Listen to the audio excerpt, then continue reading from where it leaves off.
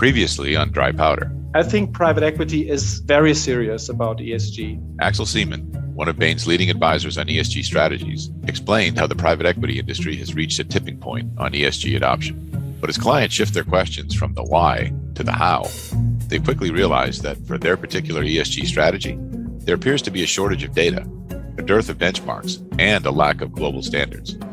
But that's changing, according to Axel. LPs are demanding transparency and real results. Customers and employees are similarly demanding that companies truly deliver on their ESG goals. The younger generations are more purpose-driven, and we see changing behaviors already in consumption patterns across generations. Today on the show, we'll talk about ESG ratings and how the emerging data in this field can make your ESG strategies measurable and ultimately manageable. I'm Hugh MacArthur, head of Bain's global private equity practice, and this is Dry Powder. So let's start with the definition. Very briefly, could you define what ESG ratings are? Well, the one-liner is companies are rated on ESG KPIs to inform stakeholders' decision-making. And here we mean specifically investors and B2B customers. What are some of the benefits and challenges of creating an accurate ESG rating? The benefits are investors get fairly detailed information about the ESG maturity of a company. And a rated company can compare itself to peers and use the rating as input into ESG development plans. By the way, we use such ratings a lot in our consulting work. Another benefit is that higher ESG ratings allow better access to capital, and investors can de-risk their portfolios. Challenges, on the other hand, are ratings still refer to ESG maturity rather than performance, and ratings are somewhat inconsistent across raters. The R-square is 61% for ESG ratings versus 99% for credit ratings. There are many raters out there with different methodology, which explains some of the ratings deviation. Now, you've mentioned a number of times during our chat Persephone and EcoVadis. Could you just briefly describe what Persephone is and what EcoVadis is, and then discuss a little bit how EcoVadis deals with these measurement challenges? So Persephone is a carbon management SaaS tool, which also has a tremendous amount of carbon data and possibilities to approximate data, including carbon scope 3 data, which is often not available from other sources, so that investors can see a baseline of the carbon footprint of that company they are going to invest or they already have invested in and they want to decarbonize. For a private equity firm, Persephone offers a tool where across your portfolio, you would see what is the carbon footprint, what are the key components of it, what are the action possibilities that you can do, and how can you manage it over time? So it would support you in the decarbonization journey. EcoVadis works evidence-based, does not rely on self-populated questionnaires or solely on internet information. EcoVadis has 200 plus sustainability analysts to validate information. In addition, EcoVadis uses third-party inputs like site audits and proprietary databases, uses the company's management systems, and has an AI-based 360 watch that is an automated scan of 100,000 sources of news and information. All of that is factored into the assessment, benchmark, strengths, and improvement outline. Got it. So EcoVadis comes up with a highly intelligent ESG rating for a business. Can you walk me through how then private equity firms incorporate the EcoVadis ESG ratings into their daily work? How do they actually use them? Yeah, let's start with due diligence. EcoVadis provides ESG reports for over 100 industries and countries, which are a great source to identify the core ESG topics in a given situation. In our due diligences, we use EcoVadis on an exclusive basis for ESG benchmarking. EcoVadis has rated over 90,000 companies, which provides a great pool of benchmarks. A fund can have its portfolio EcoVadis rated and thereby gets a baseline and clues for ESG development opportunities, portfolio company by portfolio company. EcoVadis provides also a SaaS dashboard to monitor the ESG development of the portfolio. Portfolio companies themselves can improve the ESG profile of their supply chains with EcoVadis. And let me say, ESG supplier ratings are especially important because nobody works in isolation. For example, most companies have sophisticated supply chains, which they need to manage also in terms of ESG. If 80% of your carbon footprint is in your supply chain, you need to manage the supply chain to get to net zero. And what is true for carbon is also true for other ESG elements. Further benefits, a sustainability-linked loan can be tied to EcoVadis rating.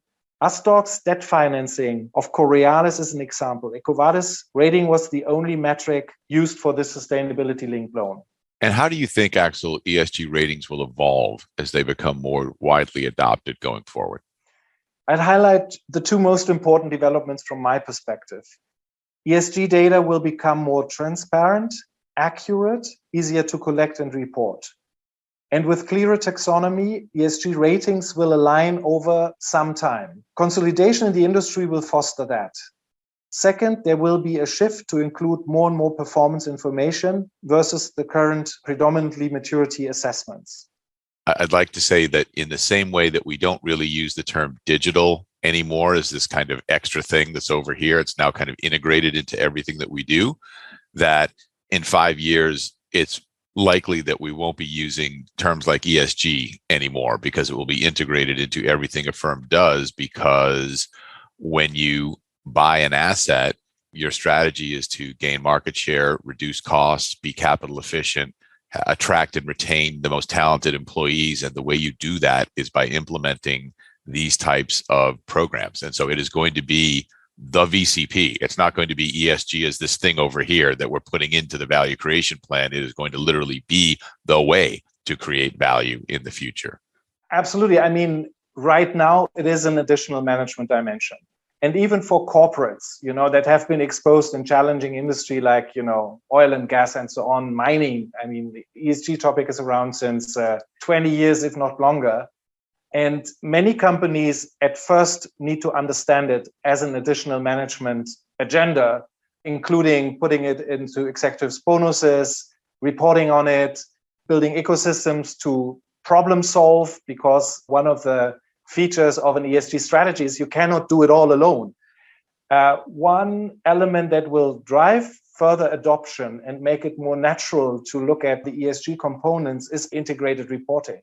The moment every company publicly listed will show us a bridge that starts still with the shareholder value, but then shows what have they consumed in terms of resources and the emissions, maybe even the injuries that happened in production process and so on, and then say what are the benefits that they have created. Then we will get to probably a nomenclature or a taxonomy which is all encompassing. Hugh, would you actually agree, given that you're speaking to so many private equity firms, that private equity firms will accelerate ESG adoption?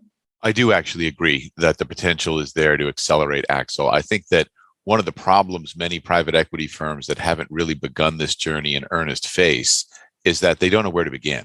As you yourself mentioned, there could be over 150 and potentially even more KPIs under the aegis of E and S and G. And so there are so many places one could go. It seems like a massive topic full of complexity, full of muscles that haven't been fully developed. And it is easy to kind of wait and try to find out what others are doing, what's really working, where is value really being created before I jump into the pool in the deep end and actually do it myself. And what we're encouraging clients to do is to just get started. You can't solve every problem at once. You could start with the environment and carbon that you talked so much about today. You could start with DE&I. You could start with governance issues. But the point is, start somewhere. Start somewhere in the portfolio, start somewhere in your own firm, begin to measure these things, and then potentially grow and go through across all of these 150 KPIs across E, across S, across G. But there is no perfect measuring system.